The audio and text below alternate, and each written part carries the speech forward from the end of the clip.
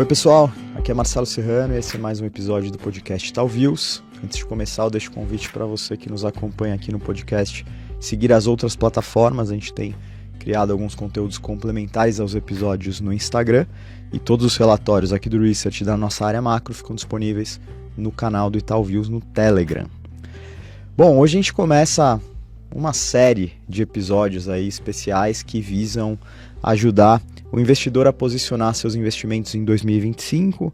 A gente vai falar de diferentes classes de ativos e hoje o tema é fundos imobiliários, um investimento que caiu no gosto do investidor brasileiro, até pela relação histórica aí com investimentos em imóveis, e a ideia é falar um pouquinho sobre isso. Acho que faz quase um ano que a gente não fala sobre fundos imobiliários por aqui, e a gente vai comentar um pouco as perspectivas para a indústria, vai tentar entender como esse cenário macro atual impacta os fundos imobiliários, discutir um pouco estratégias de como se posicionar dentro dessa classe de ativo, entre outros temas. E para nos ajudar nessa discussão, a gente conta com as participações da Larissa Napo, que é analista de fundos imobiliários aqui do Itaú BBA, e da Tatiana Catalã, que é a gestora da Itaú Asset Management. Larissa, Tatiana, tudo bem? Bem-vindas. Obrigada. Obrigada aí pelo espaço novamente. Boa, vamos estrear aí essas edições com fundos imobiliários. E acho que a primeira pergunta que é legal para a gente dar um contexto é entender, enfim, passamos por dias bem turbulentos aí do lado macro.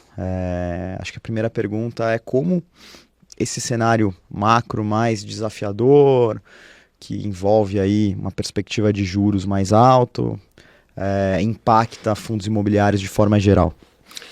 Bom, a retomada do ciclo monetário, né, aqui no Brasil, visto em setembro com a alta da taxa de juros, mudou totalmente a trajetória do IFIX, né, o índice que acompanha o mercado de fundos imobiliários.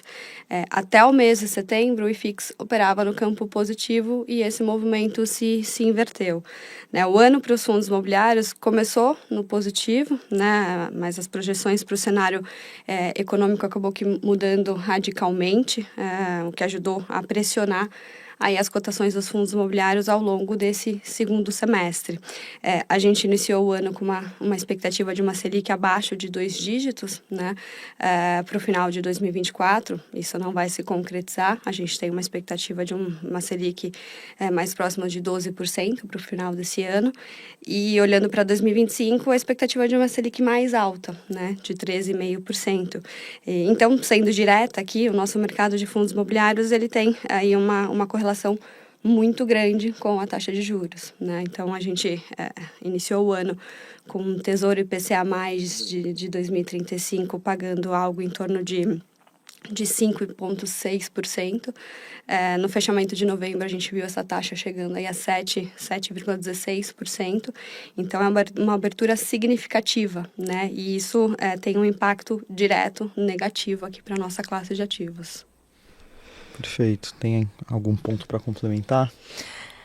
Acho que o mais importante foi como essa reversão se deu ao longo do ano, né? Então, como ela falou, apesar de até setembro a gente está com o IFIX, que é o índice que reflete os fundos imobiliários no campo positivo, nós, no lado da gestão, acabamos antecipando um pouco desse movimento, óbvio que não tudo, porque ao longo do caminho, né, ao longo do ano, essa expectativa de juros mais alto foi mudando, né? Então, a gente pegou um meio do caminho ali por volta de julho, agosto, onde o mercado já falava sobre um aumento de juros e não mais queda de juros como no início, e agora no fim do ano, não só um aumento de juros, como um aumento mais forte, né, acima aí talvez de 13%, 14%, mas também mais prolongado, e isso acabou tendo um efeito muito forte nesses últimos meses, continua agora no início de dezembro.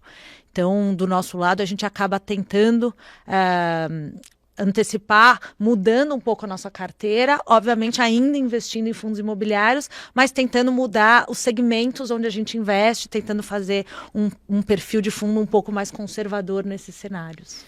Perfeito. Tentando quebrar um pouco a indústria nos segmentos, Lari, como foi a dinâmica se a gente olhar para esses diferentes segmentos? Quais performaram melhor esse ano? Quais tiveram mais dificuldade? Bom, em relação a segmentos, né, diferente do que a gente viu no ano passado, o segmento de ativos financeiros tem aí mostrado uma performance melhor do que o IFIX ao longo de todo o ano. Né? No fechamento de novembro, o IFIX, no acumulado de 2024, mostrava uma queda de 5,3%, e os fundos de ativos financeiros, nesse mesmo período, né, no fechamento de novembro, mostrava uma queda menor, uma queda aí de 1,8%, mostrando aí que o segmento específico tem um caráter um pouco mais resiliente, né, em períodos de cenário macro mais desafiador. E até olhando à frente, né, com o cenário atual de taxa de juros mais elevada, né, a inflação, os fundos desse segmento têm aí uma expectativa de continuar distribuindo rendimentos mais robustos, né, então, e além de trazer esse caráter mais defensivo que eu mencionei, esse segmento ainda deve continuar, né, mostrando, né, uma performance melhor que os outros segmentos do IFIX. Já na ponta negativa, o que performou pior? Né? Os fundos de tijolo, eles têm uma sensibilidade maior com as alterações da taxa de juros. Então, os fundos de tijolo mostram queda ao longo de 2024, com destaque negativo para o segmento, para os fundos de lajes corporativas, né? Os fundos de escritórios. Esses fundos mostram perdas mais relevantes, né? O desconto no mercado secundário é o mais alto. E além do patamar da taxa de juros, aqui, né, alguns outros fatores acabam justificando esse movimento.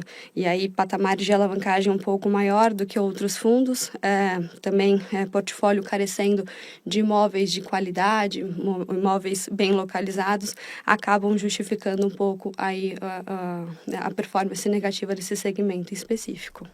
Legal. E, Tatiana, vocês como um hedge fund imobiliário, como é que vocês montaram a estratégia ao longo desse ano? Qual foi a preferência setorial ou o caminho que vocês adotaram aí? Legal. O nosso maior fundo, né, o nosso hedge fund imobiliário, foi lançado em março desse ano, então ele é bem recente. E naquele momento, né, o mercado precificava uma taxa de juros indo para 9, 8,5, aí dependendo do momento. Então a gente tinha uma visão bastante construtiva com o segmento de tijolos, aí leia-se lajes corporativas, galpões logísticos e shoppings.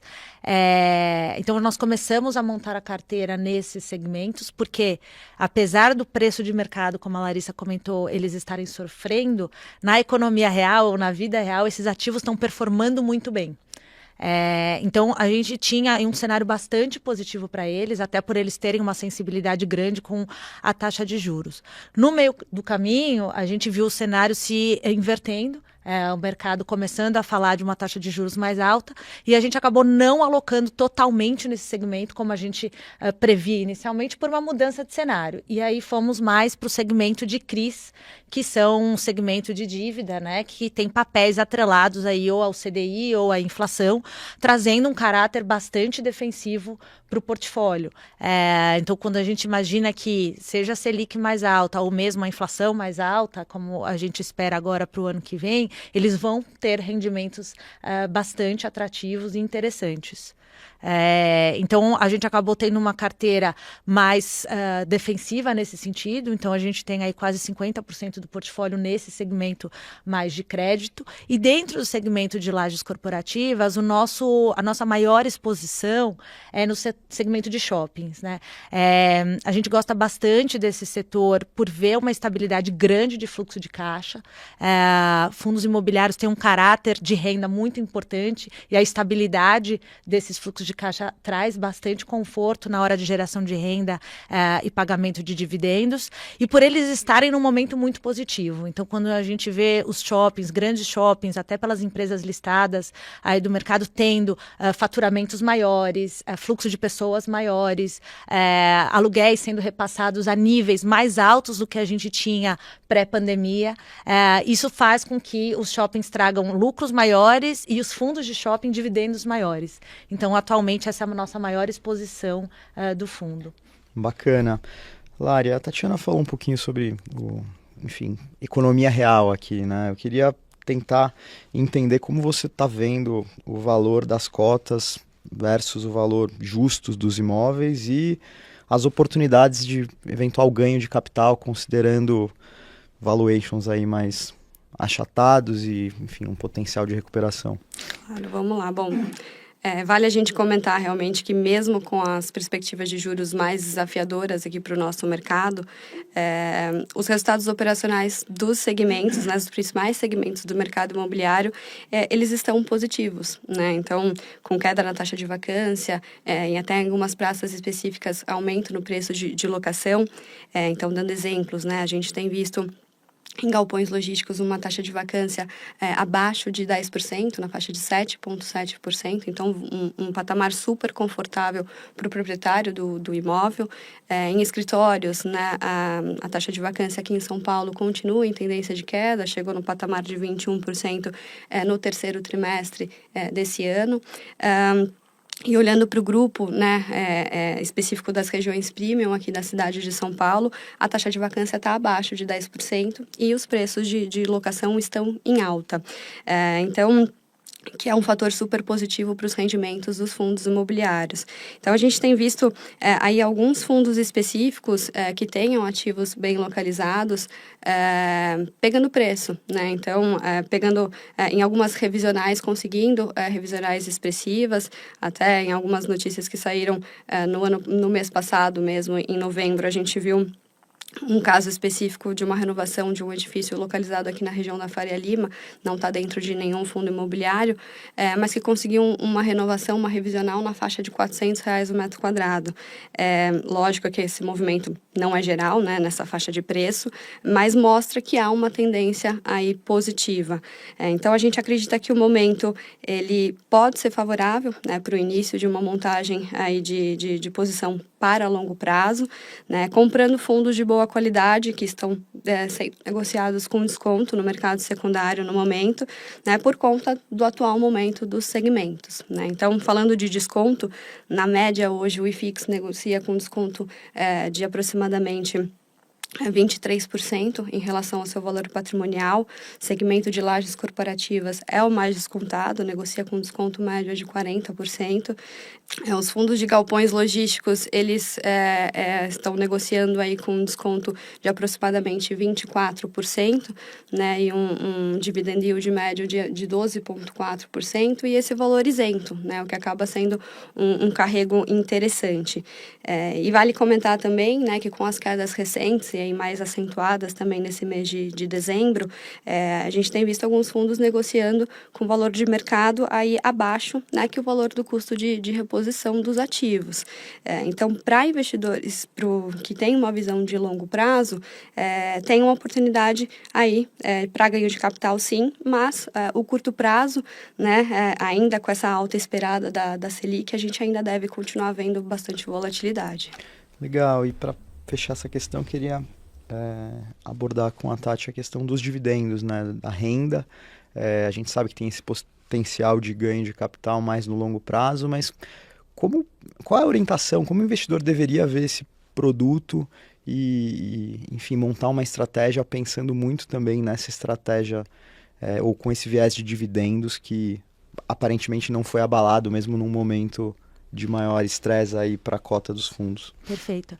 Acho que até bastante interessante a gente abordar esse tema, né? Como você comentou, a gente teve um crescimento dessa indústria, de número de investidores muito grande nos últimos anos. Então, para dar uma noção, a gente em 2016 tinha mais ou menos 250 mil investidores, hoje a gente está batendo quase 3 milhões de investidores em fundos imobiliários. Então, é bastante importante a gente reforçar qual é o objetivo do investidor neste segmento, nessa classe de ativo, dentro de todo o portfólio que o investidor tem, né? Ele é um produto de geração de renda, então ele é um produto de renda, mas ele tem esse caráter meio de renda variável pelo preço de tela, né?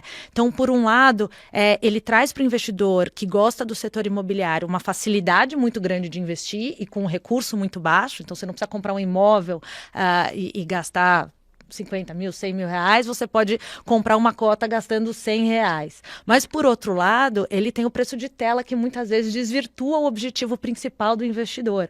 Quando você compra um imóvel, você recebe o aluguel, você não abre o jornal todo dia e olha quanto que ele está valendo. você continua recebendo o seu aluguel no preço que você combinou e está tudo certo.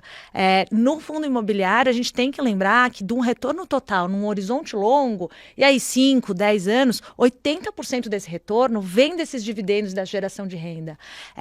Então, é importante o investidor, principalmente nesse momento que a gente está agora, até aproveitar os níveis de preço para ter um carrego de dividendo muito maior. E, além disso, ter um colchão de valuation ou um lastro de um ativo que você está comprando 20%, 25% ou até 30% abaixo do que vale aquele ativo. Então, você acaba tendo dois componentes no momento atual para se beneficiar lá no futuro. Mas, no curto prazo, os dividendos continuam sendo um grande fator e vetor aí desse segmento. Por isso que eu acho que os níveis de preços atuais, eles estão trazendo para o investidor um carrego aí de 11% a 13% líquido de imposto de renda, que é muito atrativo, né? Então, se você pega ativos bons, com gestores de boas qualidades e localizações, ou qualidade de liquidez, tamanho de fundo, você consegue ter aí uma carteira bastante atrativa para os próximos anos.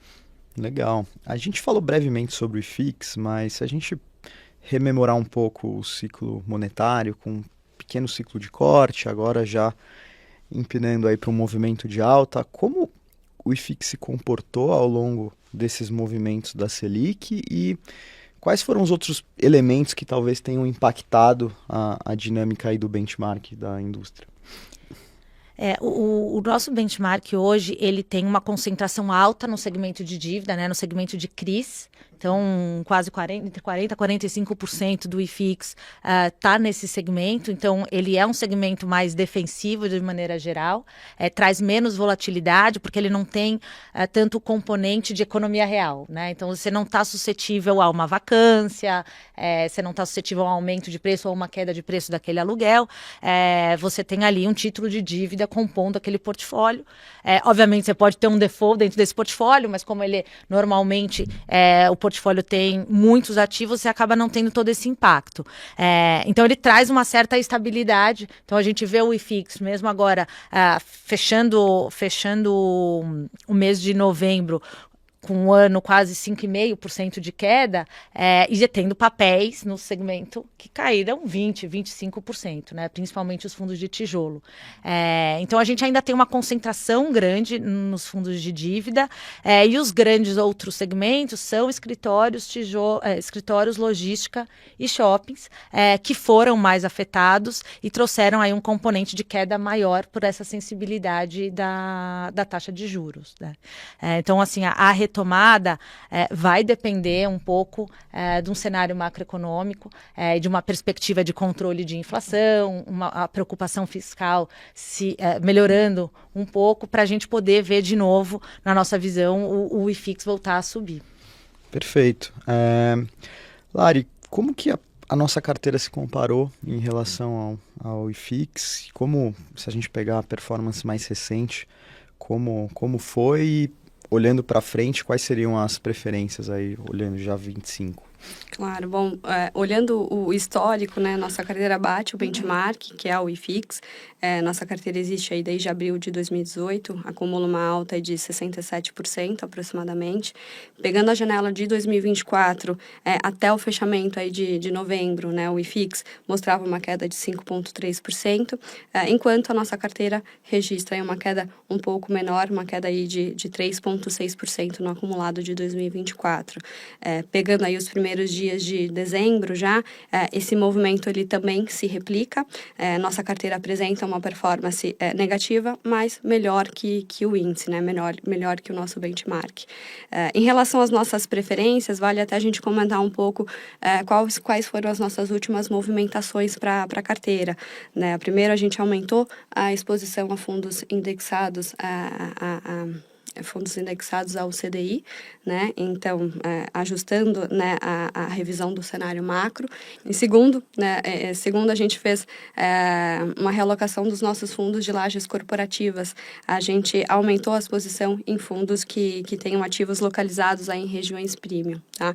Então, falando das nossas preferências setoriais, hoje a gente tem uma maior preferência pelos fundos de ativos financeiros, então a gente tem 40% da nossa carteira exposto aí a esse segmento. Na sequência, a gente tem 22,5% alocado em galpões logísticos e 15% em shoppings, 15% em lajes corporativas e, por fim, 7,5% em renda urbana. Legal. E para a gente fechar esse papo, Tatiana, como o investidor poderia montar a melhor estratégia possível para montar uma posição em fundos imobiliários no ano que vem e também como que essa estratégia pode ser complementar considerando as outras classes de ativos, aí bolsa também, né, ações, renda fixa, pensando aí em retorno, volatilidade, complementariedade. Acho que depende muito do perfil do investidor, né? Essa resposta é difícil, depende do quão agressivo ou do qual o objetivo final do investidor. Mas acho que comparando muito com bolsa, né? Ou com renda variável e ações, assim, a gente tem um histórico do segmento de fundos imobiliários aí pelo IFIX desde final de 2010 para 2011, e a gente vê que a volatilidade desse setor ela é muito menor do que o Ibovespa ou até mesmo o IBX, né? Então, assim, é 3 a 4 vezes menor. E um retorno nesses últimos 10 anos maior. Então, se a gente olhar este histórico, óbvio que isso não é garantia de futuro, mas um histórico de 10 anos mostra que você ter esse componente dentro do seu portfólio, dentro da sua carteira, é bastante atrativo, né? E se a gente comparar com o segmento imobiliário dentro do Ibovespa, e aí ele é mais ainda, né? Então, mesmo esse ano a gente viu as ações do segmento imobiliário sofrendo muito mais do que os fundos imobiliários, então a gente também tem essa preferência. Dentro do segmento imobiliário, a diversificação eu acho que é muito importante entre os segmentos e também, na nossa visão, os gestores que estão por trás desses fundos, né? A capacidade deles de fazerem uma gestão ativa, de reciclarem portfólio, de gerarem ganhos quando você está num momento de mercado muito positivo, fazerem compras boas quando você está num cenário em que os preços estão bastante atrativos. Então, eu acho que o investidor tem que olhar não só aquele dividendo do próximo mês, mas também quem está por trás daquele fundo, fazendo aquela seleção e pensando num retorno consistente ao longo do tempo, não só nos próximos 3 meses, né? Então, acho que esses segmentos que a gente comentou aqui são os maiores do IFIX, são os maiores que a gente tem hoje, são os que eu teria também dentro do nosso portfólio.